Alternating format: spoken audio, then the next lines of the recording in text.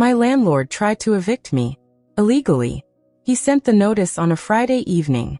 He expected me to be gone by Monday morning. What he did not know was that I had been a housing attorney for 11 years. I had his filing reviewed before he went to bed that night. It had 7 legal errors in the first page alone. But that is just the first story. We have 4 more tonight. And every single one of them ends with justice served. Let me take you back to where this all started. Story 1 begins. My name is Sarah. I am 43 years old. I live in Chicago, Illinois. And 2 years ago my landlord sent me an eviction notice on a Friday evening with a Monday morning vacate deadline that had no legal basis, no proper service documentation, and 7 distinct procedural errors in the first page of the filing alone. My landlord's name was Frank. He owned 14 properties in Chicago and had been operating them with the specific confidence of someone who had never encountered a tenant who understood the law better than he did. I had been a housing attorney for 11 years. I had represented tenants in eviction proceedings for 11 years. I had seen every version of improper eviction procedure that existed in the state of Illinois, and Frank had managed to include most of them in a single document. Frank had not asked me what I did for a living when I rented from him 3 years earlier. I had not volunteered the information because it had not been relevant. It became relevant on a Friday evening when his notice arrived under my door. I read the notice at my kitchen table with a glass of water and a highlighter, and I marked 7 errors before I finished the first page. The notice cited a lease violation that did not exist in my lease. The service method used was not a legally recognized service method under Illinois statute. The notice period was shorter than the minimum required by city ordinance. The filing referenced a code section that had been amended 2 years earlier, and no longer said what Frank thought it said. I sent Frank a letter through my firm's letterhead on Saturday morning. The letter was 4 pages. It cited each error with the specific statutory reference that made it an error.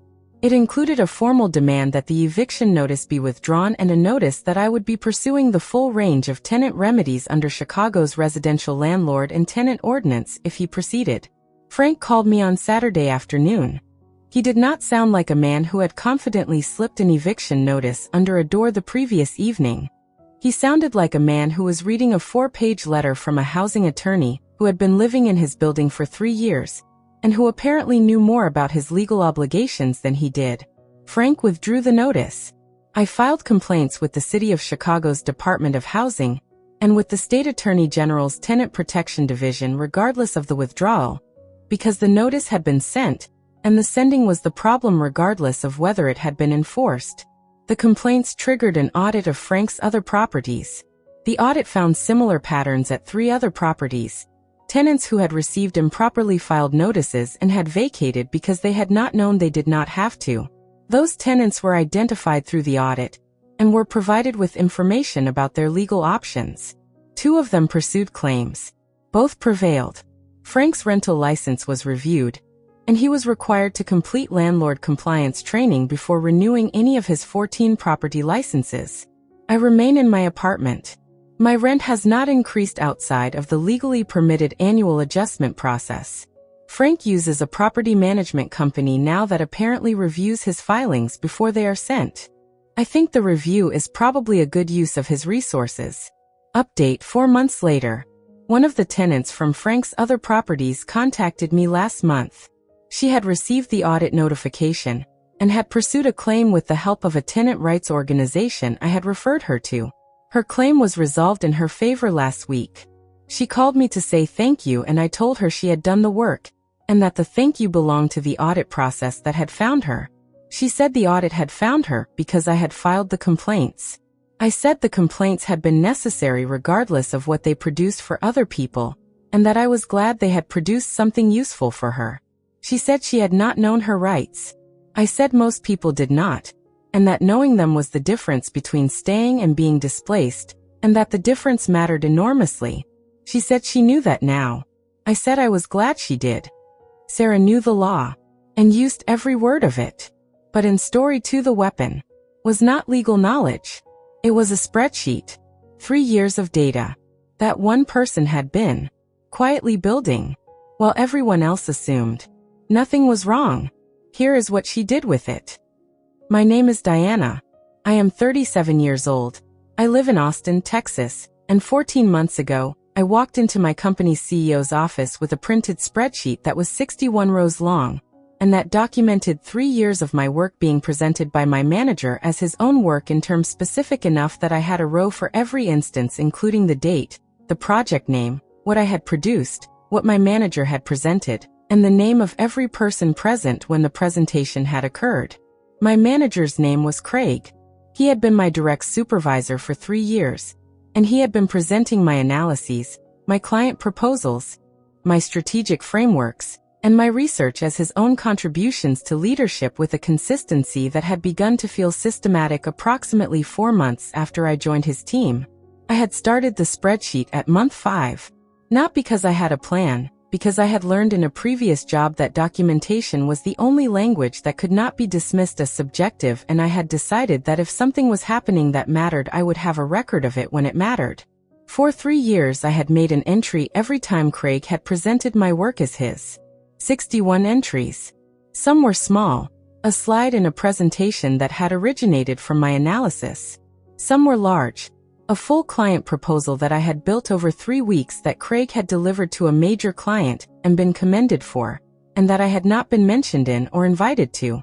The triggering event for my visit to the CEO was my 3rd consecutive performance review, in which Craig had described my contributions as adequate and my growth as limited, and in which I had received no bonus while Craig had received a significant one that my HR contact had mentioned in passing, and that I had understood immediately was at least partially funded by 3 years of my work being attributed to him.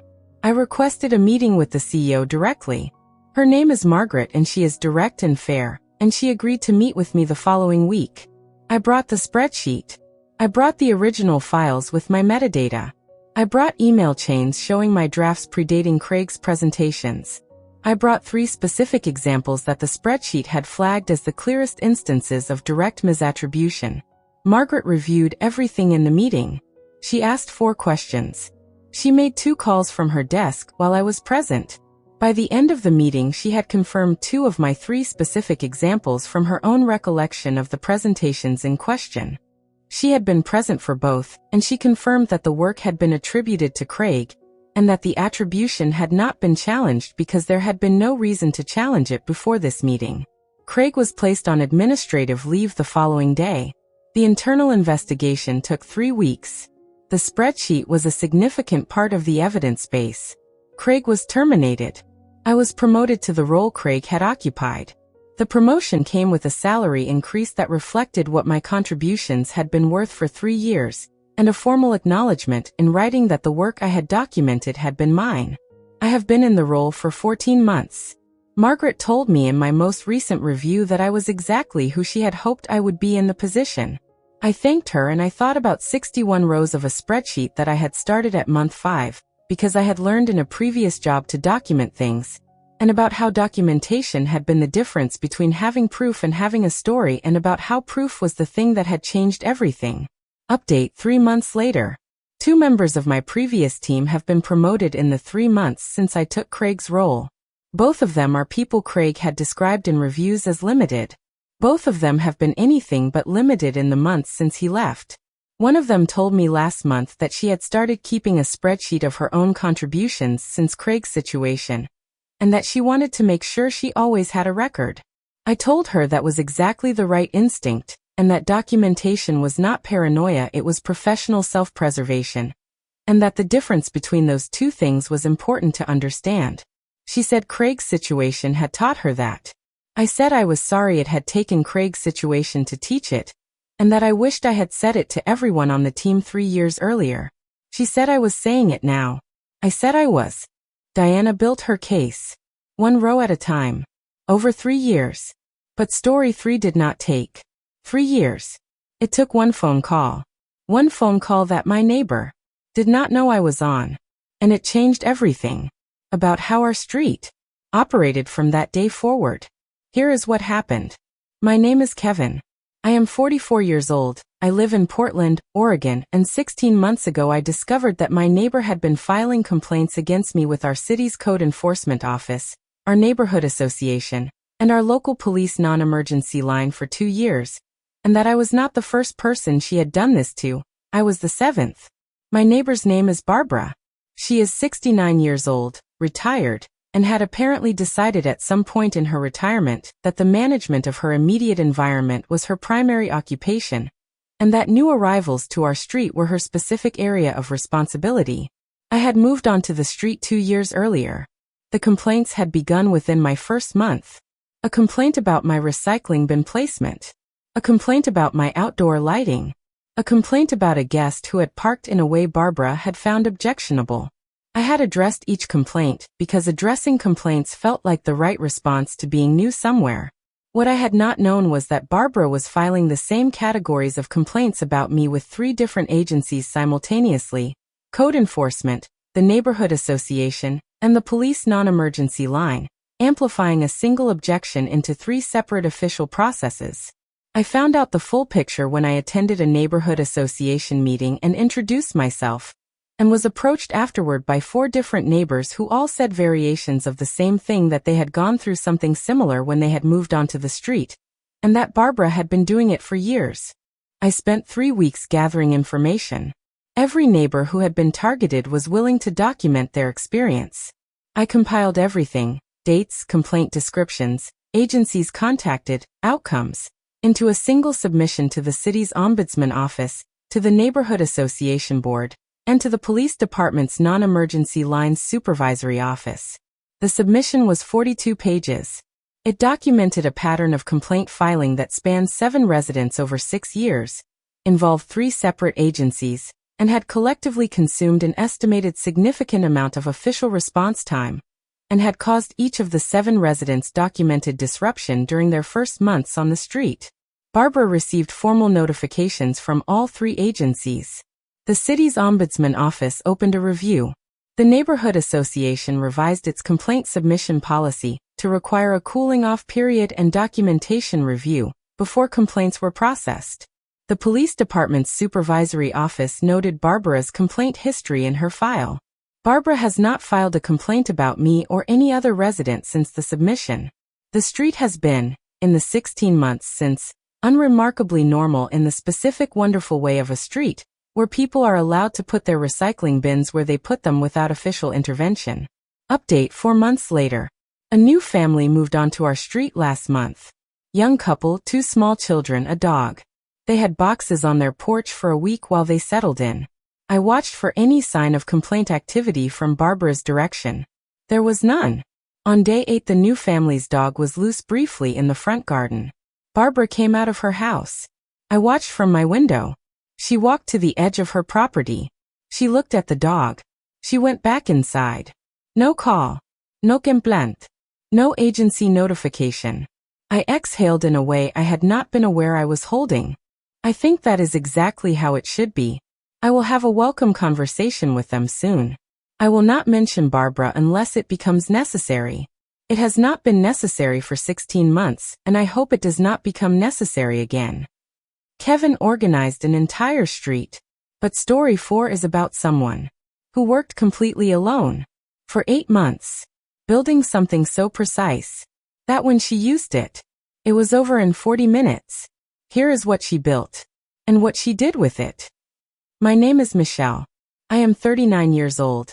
I live in Seattle, Washington, and 18 months ago I filed a gender discrimination complaint against my employer of 7 years that resulted in a formal finding, a policy change, backdated compensation, and the promotion I had been passed over for 4 times in 3 years. I want to tell you how I built the case because the building is the story. My employer was a mid-sized technology firm. I had been passed over for a senior engineering role 4 times in 3 years. Each time I had been told the successful candidate was more qualified. Each time I had reviewed the successful candidate's qualifications against mine, and had found the comparison did not support the explanation I had been given. After the 4th denial, I began documenting in a way I had not done after the first 3. I obtained, through our company's transparency policy, which required that compensation bands and promotion criteria be available to employees on request, the documented criteria for the senior engineering role. I mapped my qualifications against the documented criteria for all 4 promotion cycles. I then mapped the qualifications of the 4 successful candidates against the same criteria.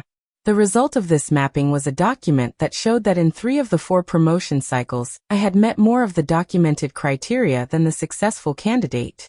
In the 4th cycle, my qualifications and the successful candidates were approximately equal. I engaged an employment attorney named Patricia who specialized in gender discrimination. Patricia reviewed my documentation and engaged a statistical analyst named Howard who ran the promotion data for my department over 7 years.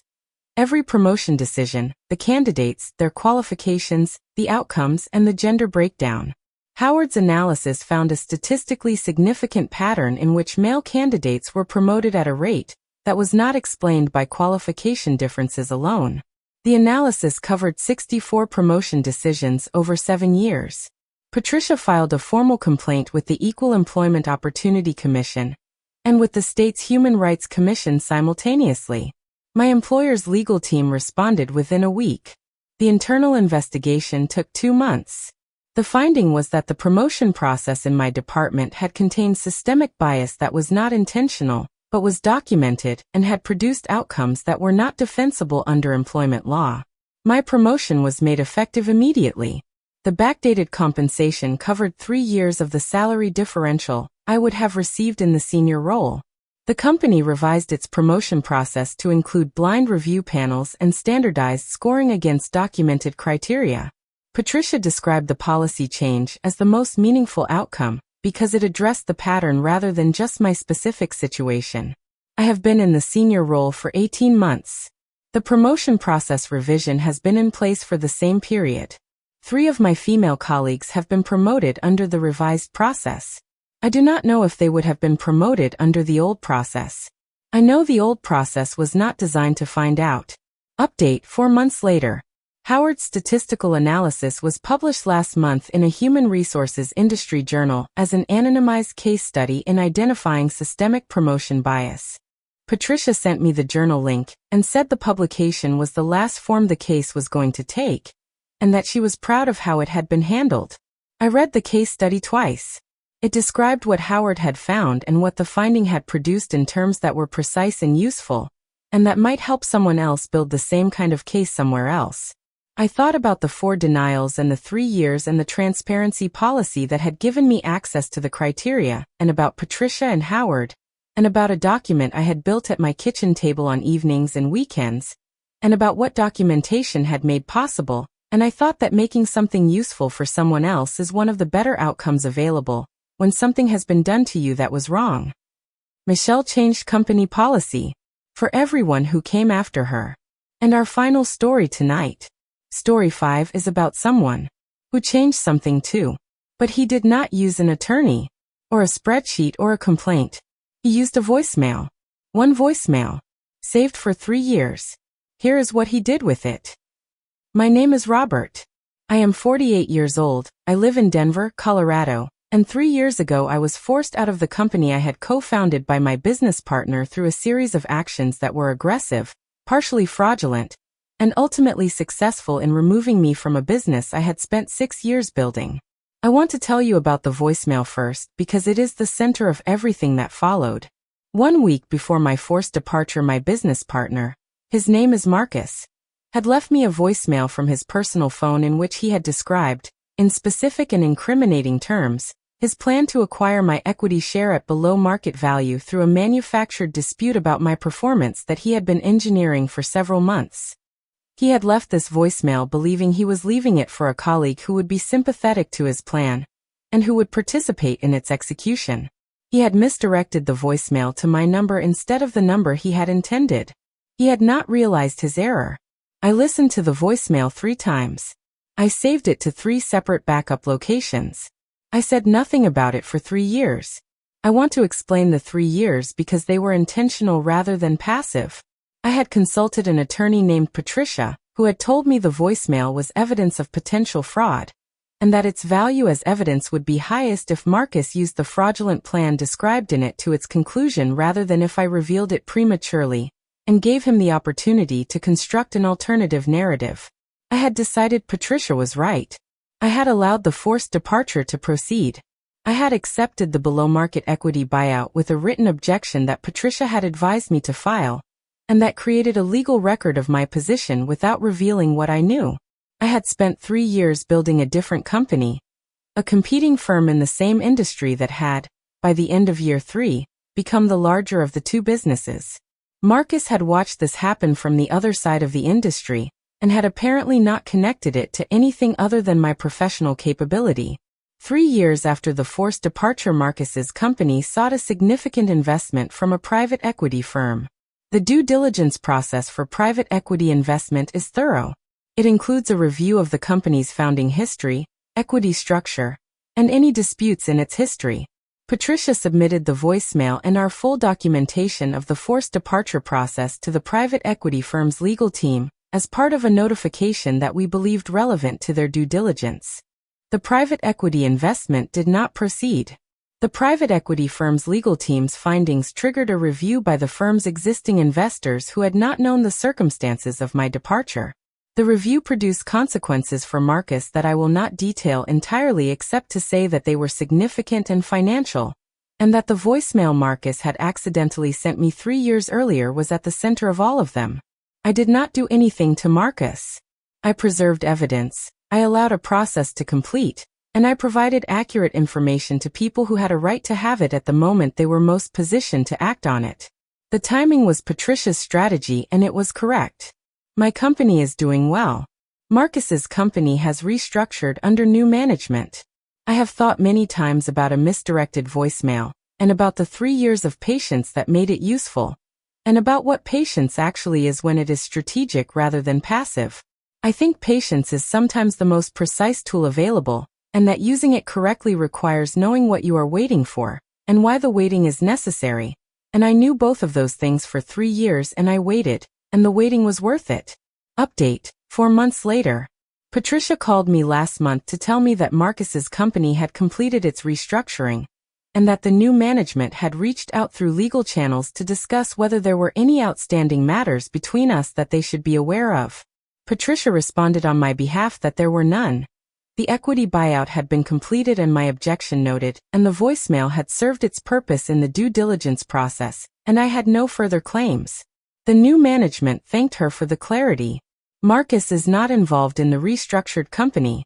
I do not know where he is and I have not looked. Patricia said the case was as closed as a case gets when you have done everything correctly, and I asked her what that felt like from her side.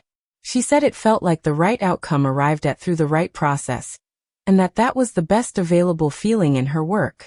I said I thought she was right, and that I was going to go back to running my company now. She said that was exactly the right thing to do. I did.